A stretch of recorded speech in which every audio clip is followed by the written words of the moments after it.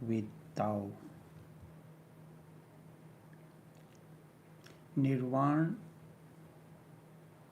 means you are nowhere.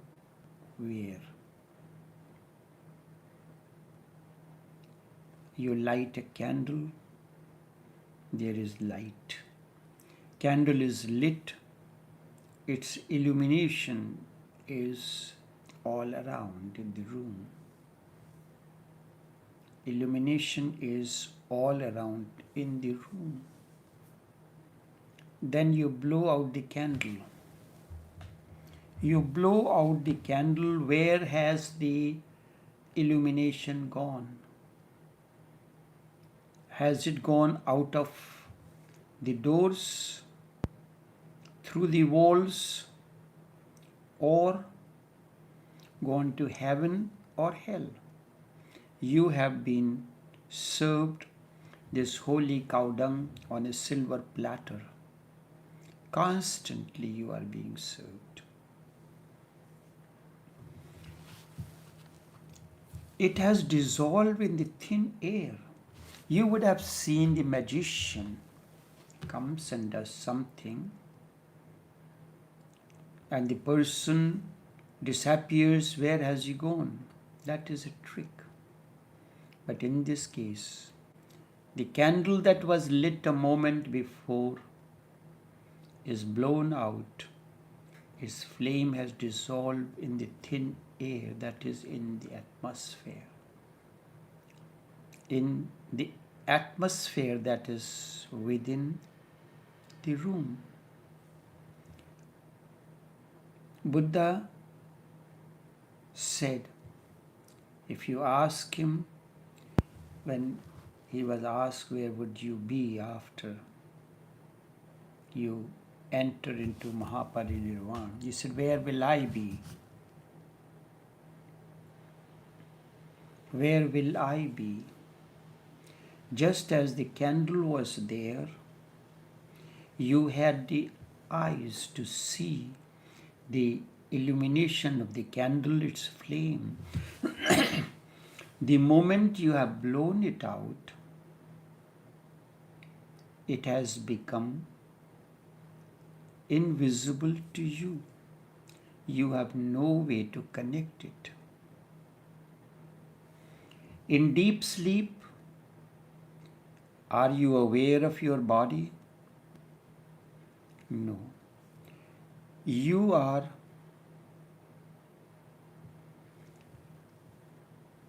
there, but you are not aware of the body. In the morning, you will say, the sleep was very good. It was blissful. It was blissful. You were aware of a deep sleep running throughout, but you were not aware of the body. In deep sleep, where are you? In deep sleep, where are you? You are right there, but you are not aware of the body. When you die, where will you go? Continuously people ask, when someone dies, where does he go? All the religious preceptors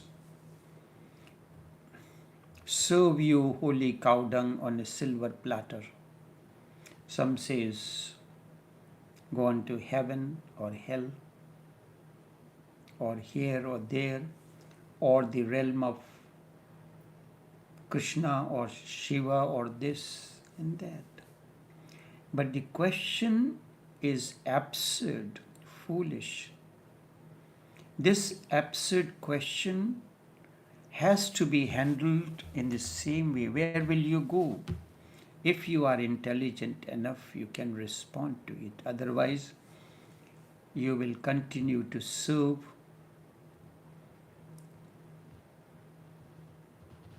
the nonsense things, keep the people ignorant. It is related to our embodied consciousness because we think we are somewhere. So when we die, where would you go? The question, you was here one moment before and now you are not there. So this question relates to your embodied self. Your body was here, where the body is. Your pen was right here. Where has the pen gone? It's not that you took the pen and put it in your pocket and you are looking for the pen.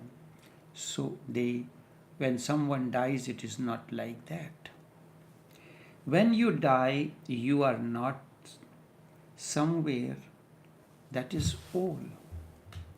You are not confined to a space that is all. But if you have a desire to be confined, then you will be confined again. Your desire leads you to new confinements. But when you are not in the body, you are nowhere.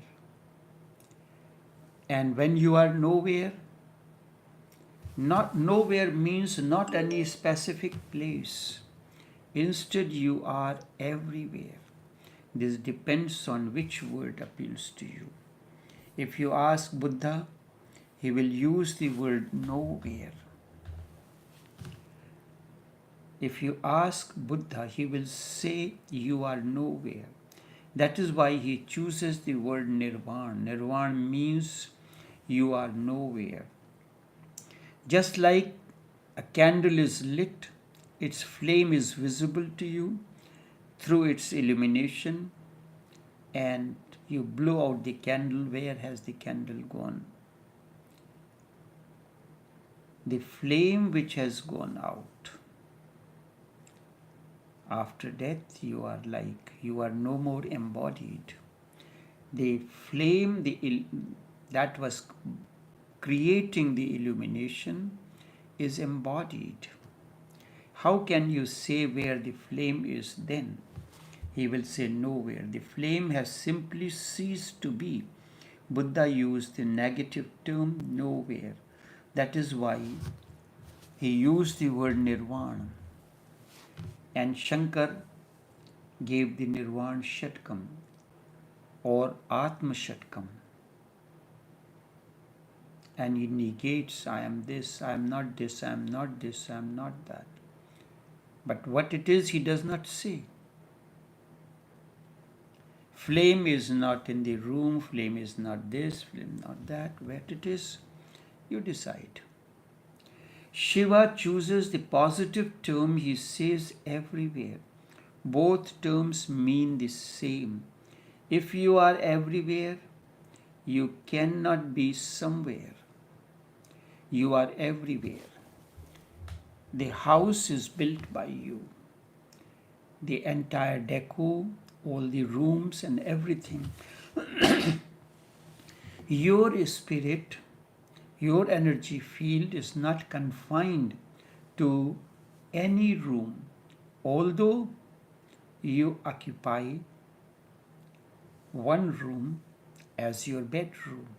The other bedrooms, you have given it to the children or someone else, or designated this space for kitchen, that is space for restroom or laundry or anything else. Your spirit, your energy field surrounds everywhere. If you are everywhere, it is saying almost the same thing as saying you are nowhere. But when you are not in the other bedroom, you are in your bedroom, and someone asks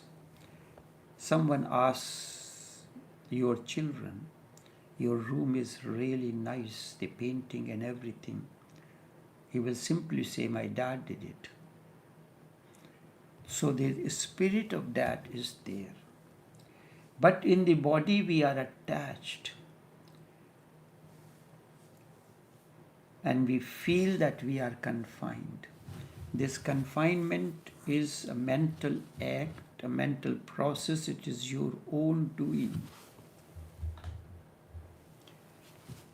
And you can confine yourself to anything, you have a valuable diamond, your being will be confined to it. And if the diamond is stolen, you will be upset, you may commit suicide, or you may go mad because it was a most precious gift that you had, diamond. What has happened?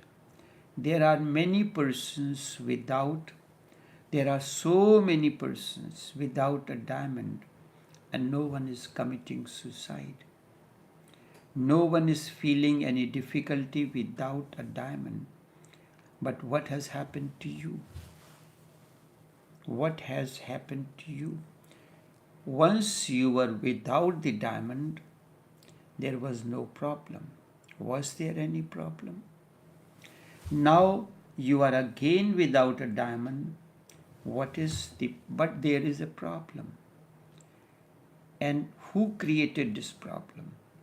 This problem is your own doing. Now you are attached, you are confined to diamond, and the diamond has become your body. Now you cannot live without it. It is impossible to live without it. Does it not happen if you have a precious gift or precious article? Wherever you get attached, it becomes imprisonment. And whatsoever you are doing in life is this. We go on creating more and more imprisonments around us, bigger and bigger prisons to live in. I have heard about, this is the truth, about Hazrat Sheikh Maulana Abdul Ghani Khan, the uncle master of Lalaji. He lived in a place called Bhugaon in district of Manpuri in India. He had a friend. He was a very rich person, and he was finding it difficult, and he wanted to come and spend some time with. He was sick, and it was said that he will be able to die. He can die any time. So he called the Sheikh and told him that I want to come and spend some time with you. He came. He said, what is the problem? He said, these children are useless. I have gathered so many precious things, a carpet, Persian carpet from Iran, this thing, a particular kind of they wears the pottery that comes from Japan. It is so thin, it almost like a transparent. We see the normal stoneware, cups and plates and so, and we see coral wares. Coral wares are much thinner and much stronger. And Japanese crockery is even more delicate than that. So many things from the different parts of the world he has gathered. He said, the problem is, with great effort I have accumulated these, and none of these children are taking care of this, capable of this, and this is my problem. So he said, I will. So the person asked, the Sheikh asked, what do you want me to do? The person responded, I want you to help me to live peacefully. He said, okay. He said, if whatever I will do, you will accept it? He said, yes. He said, whatever The man made the commitment, yes, whatever. It does not matter what you do. All I want to be peaceful. So he called his children.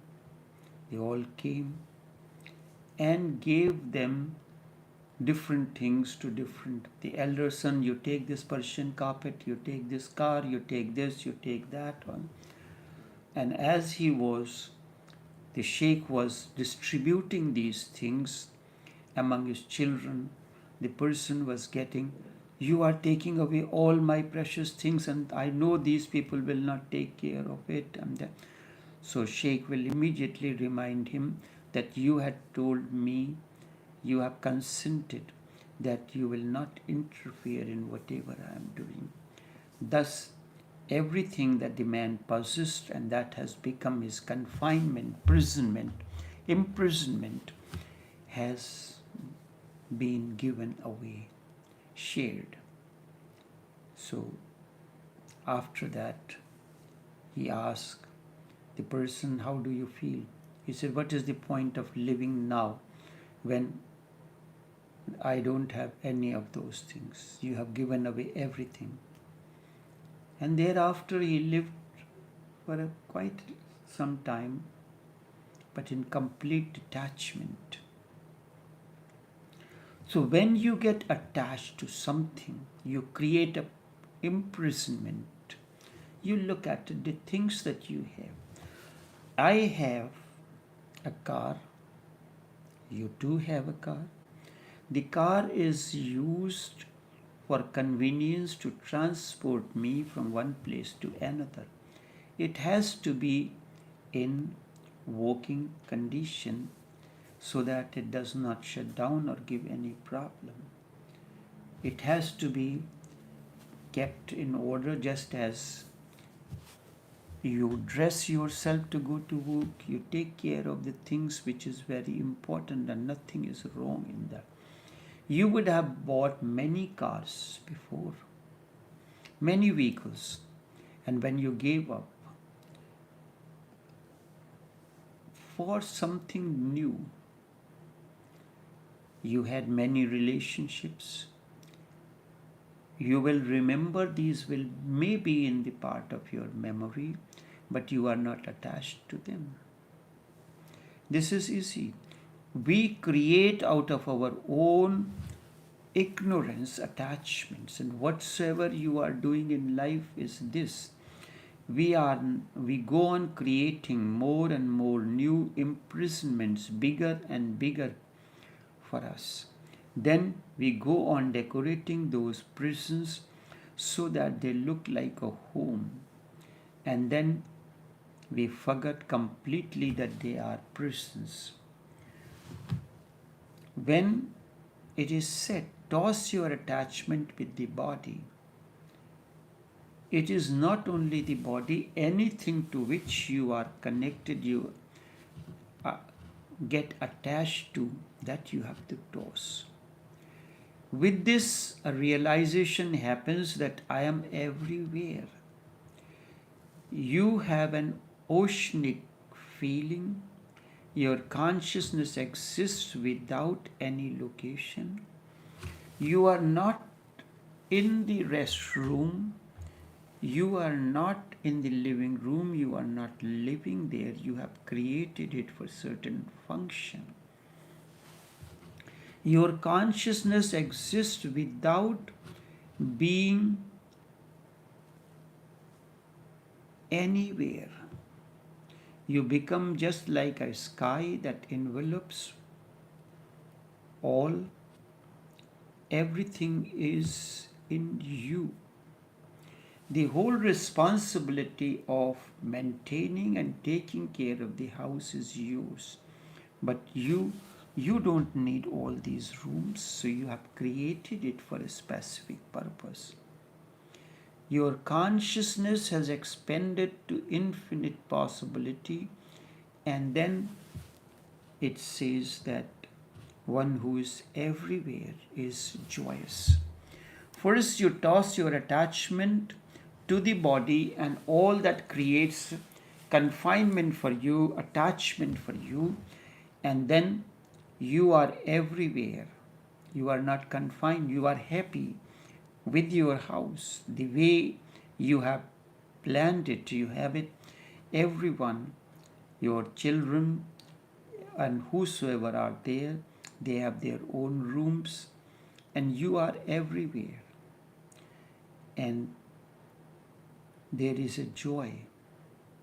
Confined to a place and you will be in misery, because you are always bigger than where you are confined. This is the misery, as if you are forcing yourself into a small bowl. The ocean is being forced into in a spoon. You are trying to confine the ocean into a small pot. The misery is bound to be there, because you cannot confine the infinite into the finite. This is the misery, and whenever this misery has been felt, the search for enlightenment arises. Buddha felt this confinement to the body. Body grows, it gets sick, because he saw three events. He saw an old man, he saw a sick, and a dead. These three things happen to each and every one of you. You are not as young as you were, so you are aging. So he asked the charioteer, when he said, "Who is this?" He said, "This is an old man." "Does everybody get old?" He said, "Yes." "Will I get old?" "Yes." "Who is this?" "This man is sick." "Can anyone get sick?" "Yes, anyone can get sick." "Can I get sick?" "Yes." Who is this? Why people are crying? "This man is dead." "Dead? Everybody dies?" The answer was yes. "Will I die also?" "Yes." Buddha said, "Then that's the end. Now I have to find that which is beyond, not confined to these imprisonments. I am searching."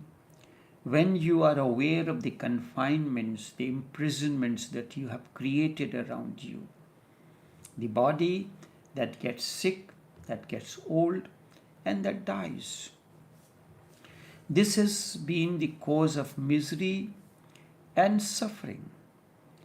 When this has been felt, the search for enlightenment arises. Buddha went in search for that which is never born, never dies. The search for the absolute consciousness.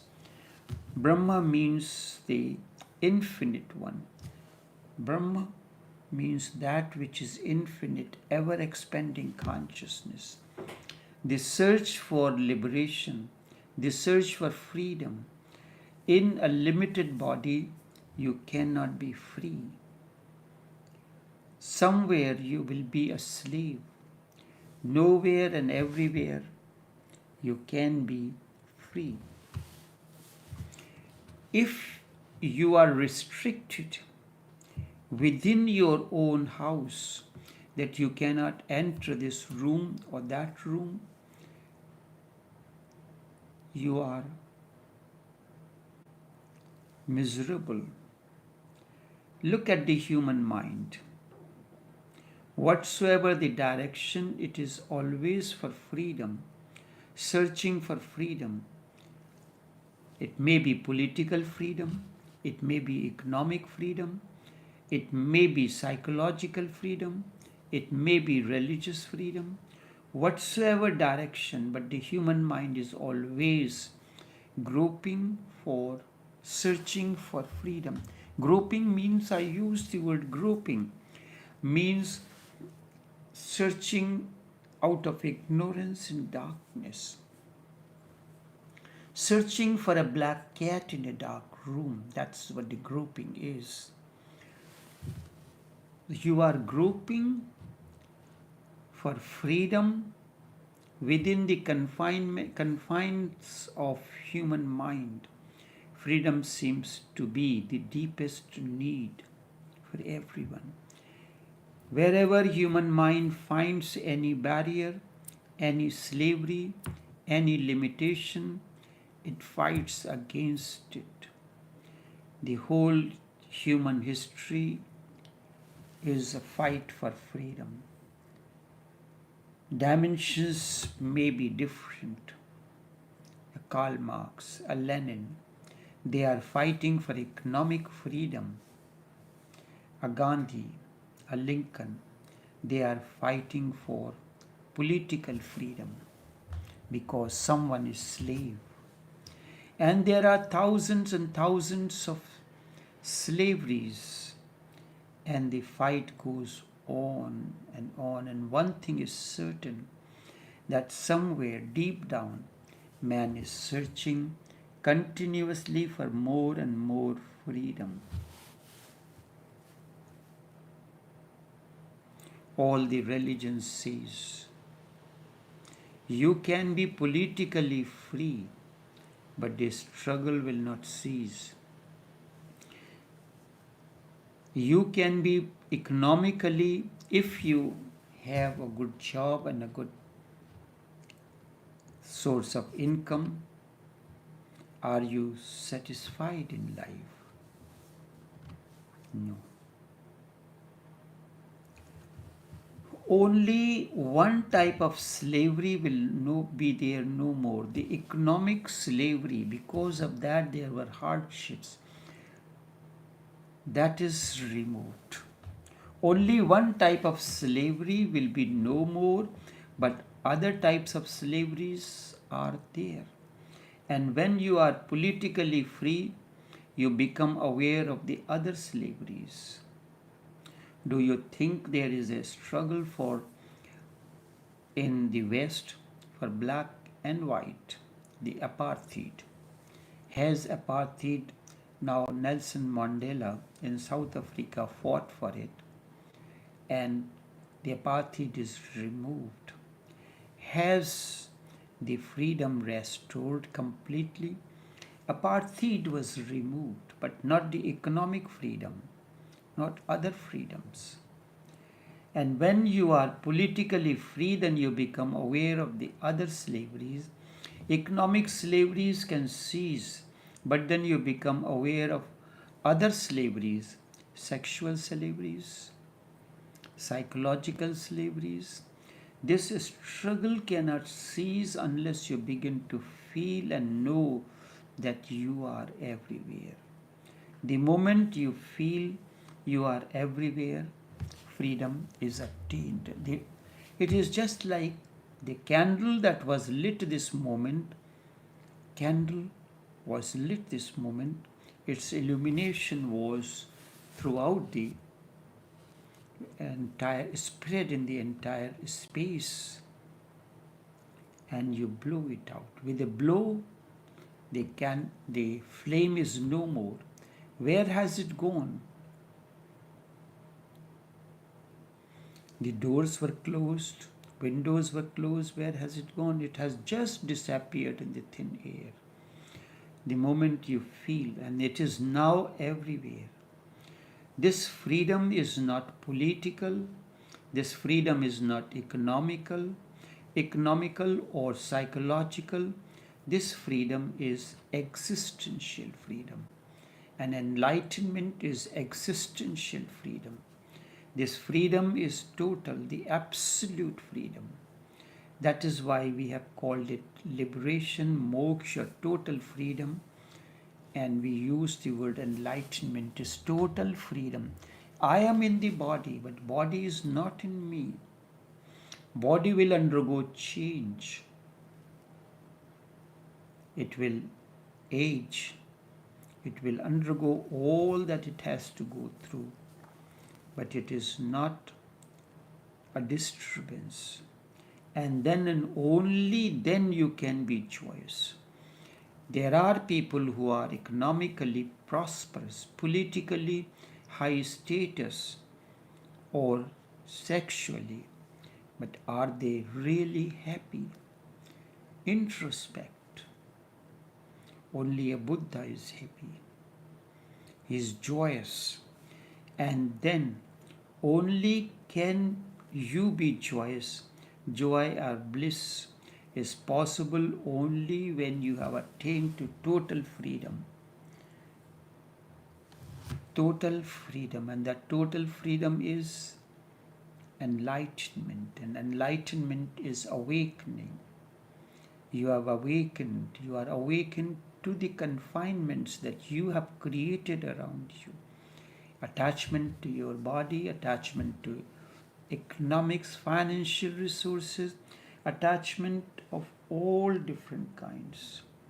You have tossed all your confinements, attachments, and you are free now. Enough for now.